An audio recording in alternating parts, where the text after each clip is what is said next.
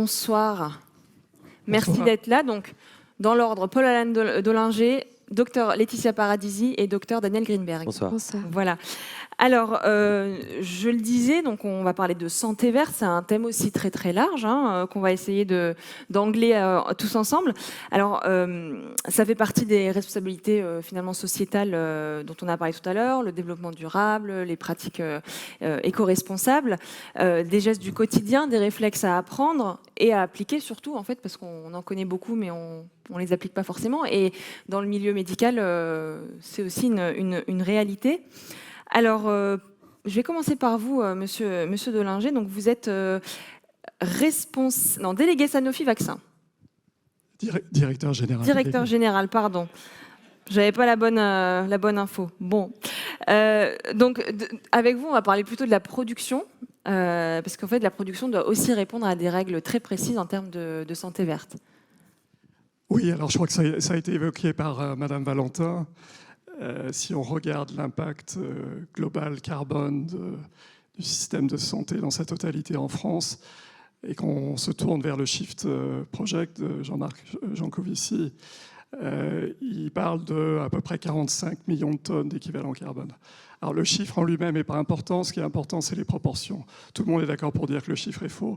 En revanche, les proportions sont probablement assez exactes, et comme le disait Mme Valentin, si on cumule les médicaments au sens très large et les dispositifs médicaux, on est probablement à 50% de l'impact carbone total en France sur les systèmes de santé. Donc il y a bien entendu un rôle majeur pour les entreprises de ce secteur, de s'emparer du sujet et de faire d'évoluer vers une décarbonation progressive des médicaments et des dispositifs médicaux. Alors vous avez une équipe de chercheurs qui travaille aussi sur les substances interdites, si on peut dire ça, substances. Alors, le lien direct entre les substances à éviter et le carbone est peut-être un peu plus ténu, mais c'est un des sujets, bien entendu, sur lequel on pourra peut-être revenir ensemble. Mais pour revenir sur le carbone, je pense que oui, c'est un effort qui doit se faire tout au long de la chaîne, et ça démarre au niveau de la R&D, au niveau industriel, au niveau de la forme qu'on va donner aux médicaments et que le patient va utiliser. Pour prendre un exemple très simple, un des premiers postes de déchets en France au niveau santé, ce sont les stylos-injecteurs pour le diabète. Et si on prend l'exemple d'une femme qui devrait recevoir à peu près 30 unités de manière journalière, jusqu'à il n'y a pas longtemps, c'était 36 stylos par an. En travaillant l'innovation, et sans mentionner le nom des produits, en passant d'une génération à une nouvelle génération, en espaçant justement les injections, on passe de 36 à 24. Et ensuite, en travaillant sur un stylo avec une double capacité, on passe de 24 à 12.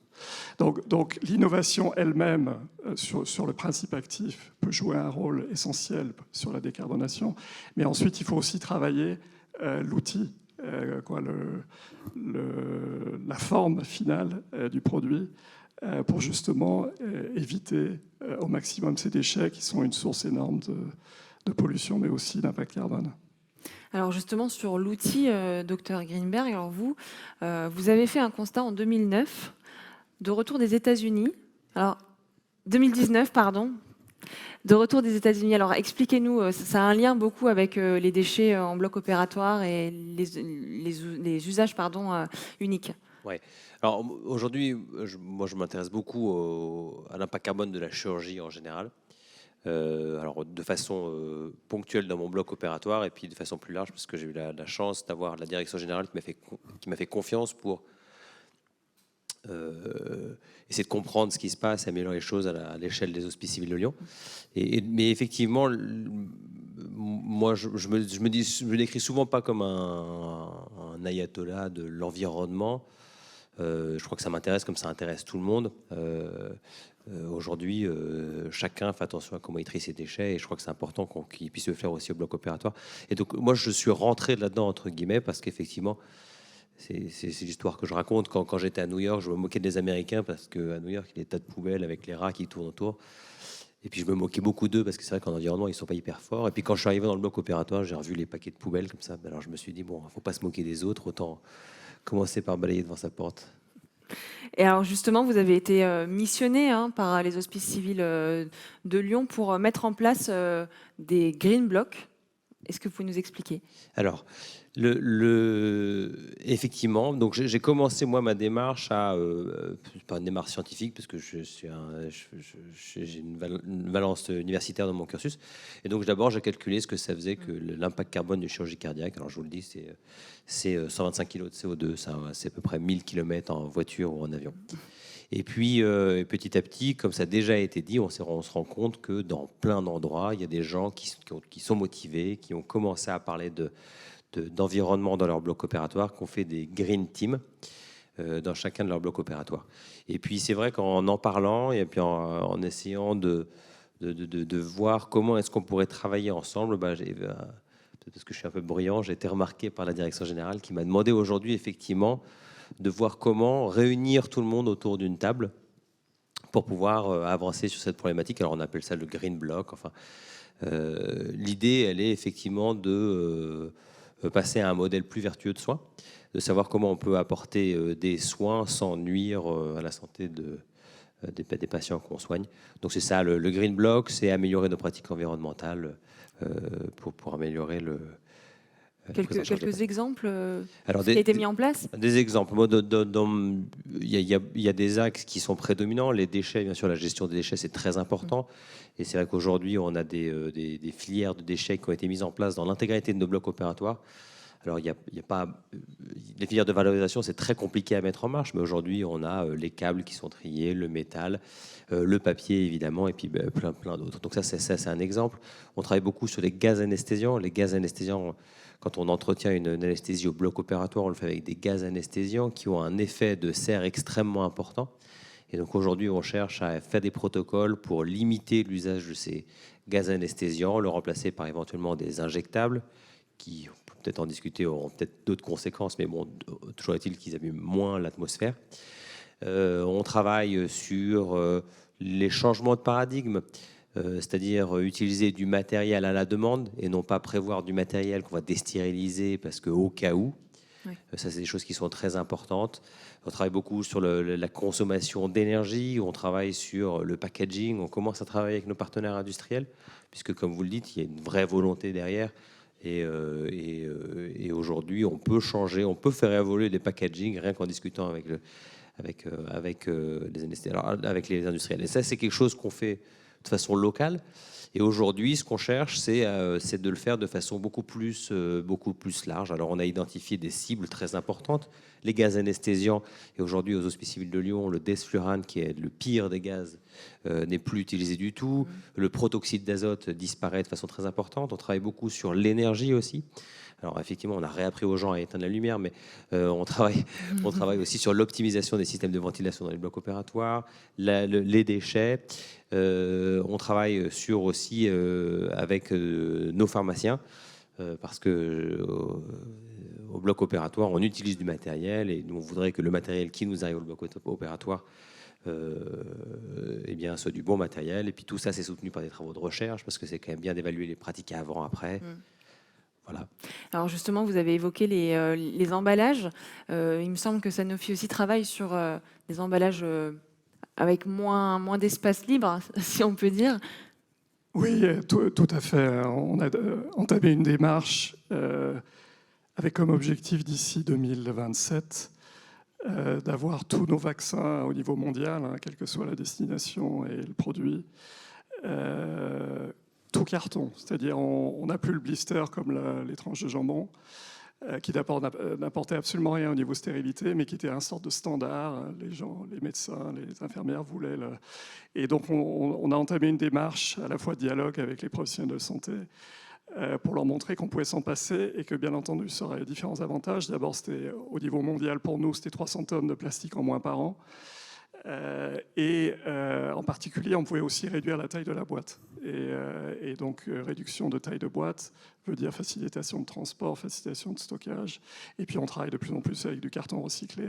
Donc voilà, c'est un élément. Je voulais juste faire un parallèle sur le bloc vert et l'industrie verte. On a fait globalement les mêmes choses. Sur les vieux bâtiments, on a mis des moniteurs, des petits boîtiers pour mesurer la consommation d'électricité, parce qu'on pouvait fixer des objectifs aux équipes, mais si les équipes ne savaient pas ce qu'elles consommaient, c'était compliqué.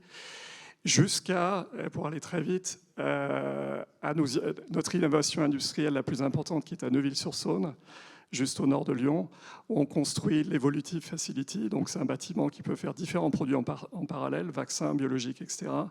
Et je l'ai comparé à nos 3 autres ou 4 autres plus récents bâtiments. Donc on parle de bâtiments qui vont démarrer leur production entre 2023 et 2025. 1 en Normandie et 3 aux États-Unis.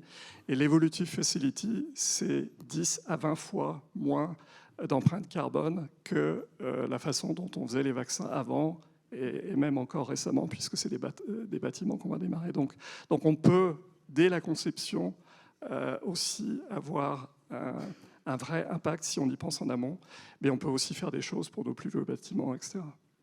Alors, on a parlé de l'aspect professionnel, mais avec le docteur Paradisi, on va parler de la sensibilisation aux patients. Parce qu'au Medipôle Hôpital Mutualiste, on sensibilise les patients à la santé verte.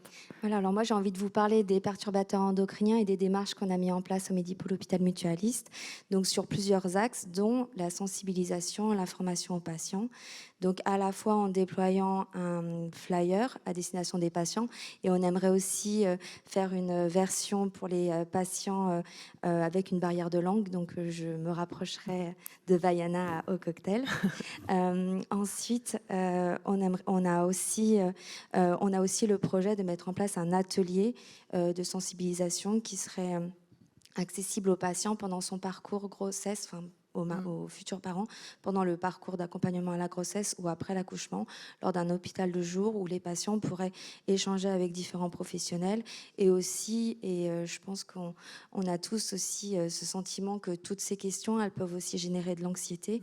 Du coup, pouvoir échanger avec des professionnels autour de ces thèmes-là. Alors, qu'est-ce que vous avez mis en place de particulier qu'est-ce qui est en place? C'est une chambre pédagogique. Voilà, on a qu'est-ce que c'est exactement? On a le projet d'avoir une chambre pédagogique où on pourra présenter aux futurs parents une chambre avec des conseils simples à mettre en place en aérant la chambre, en remplaçant par exemple les plastiques, les biberons par des biberons avec du verre, faire attention aux jouets de puériculture, éviter les lingettes. Voilà, les pots, en tout cas, ne pas réchauffer les aliments dans des contenants en plastique. Voilà, ce type de conseils simples. Et aussi, du coup, les produits d'entretien, les produits cosmétiques, voilà, parce qu'on est entouré de perturbateurs endocriniens, à la fois dans les emballages, mais aussi dans les produits cosmétiques, dans les aliments qu'on mange, etc. Alors les produits d'entretien, c'est aussi quelque chose qui entre dans la démarche Green Block. Oui, alors j'avoue que ce pot témoin m'ont donné. Oui. Je sais qu'on y travaille dans nos centrales d'achat, il y a des produits d'entretien qui soient plus vertueux, mais moi vous pouvez peut-être nous en dire plus. Allez, justement. Ouais. Oui, donc du coup, il y a des substances qui sont classées, il y a des substances qui sont à éviter en fonction de leur risque. Alors après, c'est vrai qu'il y a presque 1000 substances qui sont classées comme pouvant être perturbateurs endocriniens. Alors c'est vrai que par rapport à d'autres substances, c'est un petit peu aussi compliqué d'évaluer la relation dose-toxicité, parce qu'il peut y avoir des comportements qui ne sont pas forcément retrouvés dans d'autres types d'effets toxicologiques, mais en effet, limiter les produits, certains produits d'entretien, utiliser du vinaigre blanc, ça peut être une des options. Alors on le disait, c'est beaucoup des réflexes du quotidien, et les déplacements aussi, ça entre dans ce principe d'éco-responsabilité. Moins se déplacer ou mieux se déplacer en tout cas. Et chez Sanofi, alors, vous avez développé un parcours patient digital. Alors, sur le parcours patient, oui, il y a plusieurs éléments. Alors, il y en a qui ne sont absolument pas de notre fait et qui sont du fait de l'État et des décisions qu'il a prises, par exemple, d'ouvrir la vaccination plus facilement en officine, chez les infirmières, voire chez les dentistes et autres, mais en particulier chez le pharmacien, où le patient peut arriver, le patient adulte, sur des vaccins non vivants, donc vaccination grippe, vaccination Covid, rappel de l'adulte. Le patient, il n'a plus besoin de faire cet aller-retour chez le médecin pharmacie ou l'inverse. On travaille aussi sur d'autres solutions. Je parlais du diabète tout à l'heure. On peut imaginer, et on est en train de travailler dessus, mais je préfère en parler au conditionnel, connecter les stylos-injecteurs aux plateformes de télémédecine et donc transmettre un certain nombre d'informations en direct à ces plateformes pour peut-être avoir une médecine un peu plus, entre guillemets, excusez-moi pour l'anglicisme, customisée, et de pouvoir espacer peut-être des rendez-vous qu'on n'aurait pas envisagé de faire sans ces transmissions d'informations. Donc il y a beaucoup à faire. On peut aussi imaginer simplement utiliser un produit, comme je disais, innovant. Par exemple, on est en train de faire un pilote sur le vaccin grippe surdosé, donc pour les sujets de plus de 65 ans, et comparer son impact en termes d'empreinte carbone versus un vaccin grippe classique. Et à partir du moment où on prévient plus d'hospitalisation, plus de complications, on se rend compte qu'il y a un impact. Et si on regarde nos collègues anglais du NHS, ils sont, je dirais, un tout petit peu en avance sur la France parce qu'ils sont en train de regarder très précisément l'impact carbone de leur système de santé et toutes les contributions possibles, y compris les contributions des solutions de santé, médicaments, dispositifs médicaux qui peuvent aider à réduire l'empreinte. Alors, M. Delinger disait qu'il y a encore beaucoup à faire. Est-ce qu'on ne devrait pas commencer par la formation, Dr Paradisi, sensibiliser déjà au niveau des études, en fait, les médecins, les étudiants? Oui, enfin même en tant que professionnel de santé, on n'est pas forcément au fait des perturbateurs endocriniens qui nous entourent. Donc nous, on souhaite axer notre communication en proposant des temps d'échange autour des perturbateurs endocriniens sur le temps de midi pour toucher le maximum de soignants. Ouvrir aussi la chambre pédagogique aux gynécologues et aux sages-femmes qui travaillent en libéral. Et on participe aussi, enfin on souhaite, on a plusieurs projets de recherche aussi avec le docteur Mirakian et un questionnaire aussi pour sensibiliser chacun à sa propre exposition aux perturbateurs endocriniens et des idées d'études aussi sur l'établissement. Monsieur Greenberg. Oui, sur l'enseignement, moi je suis absolument convaincu de ça. Parce qu'aujourd'hui, on apprend tous, chacun au fur et à mesure, mais il y a beaucoup de connaissances. Alors, on a fait l'audit de savoir si ça intéressait nos étudiants, et aujourd'hui, donc cette année, pour la première année à l'Université de Lyon, les étudiants en médecine auront un module de formation sur les conséquences, enfin, sur le santé et environnement. Je crois que c'est très important. Et l'autre chose aussi également, c'est qu'on on travaille, en tout cas avec nos RH, pour pouvoir avoir des infirmières qui aient les compétences pour enseigner et diffuser la connaissance là-dessus. Alors, les infirmières de bloc opératoire dans un premier temps, et puis probablement après, plus loin, diffuser donc d'avoir des ambassadeurs des blocs opératoires qui ont des obligations de formation, mais aussi d'enseignement, pour effectivement diffuser ces connaissances-là. Peut-être juste un point, on discutait avant de démarrer la session avec Madame Paradisi. Cet aspect formation est essentiel, y compris en interne, dans un labo pharmaceutique comme le nôtre, puisqu'il est important dès la phase recherche et développement que nos chercheurs savent quelles sont les substances qui sont déjà interdites, quelles sont les substances sur lesquelles on pense qu'il va y avoir une législation à venir, voire les substances. Et on surveille même les médias sociaux. C'est pour nous, les médias sociaux sont une alerte. Ce qui se discute dans les journaux est une alerte. Et on en tient compte et on informe nos chercheurs pour qu'ils aient accès à tous ces éléments et qu'ils ne nous développent pas des produits qui marcheraient super bien, mais malheureusement avec des substances qui, par ailleurs, pourraient être gênantes. Vous vouliez rajouter quelque chose? Ouais, c'est vrai qu'on en discutait aussi avant, rien que pour faire parce que du coup, voilà, on veut sensibiliser les patients, les professionnels, mais aussi on veut limiter l'exposition aux perturbateurs endocriniens quand les patients ils sont dans nos murs. Bien sûr. Et voilà, rien que pour essayer de faire un audit sur les produits qui sont utilisés en maternité, pour essayer de récupérer les fiches de sécurité des DM, c'est aussi très compliqué. Donc voilà, de toute façon, ça peut marcher qu'avec de la collaboration. Oui. Et C'était un peu le maître mot finalement de tous ces échanges, le travail d'équipe, le travail de groupe. Merci beaucoup pour ce moment. Merci. Je voulais-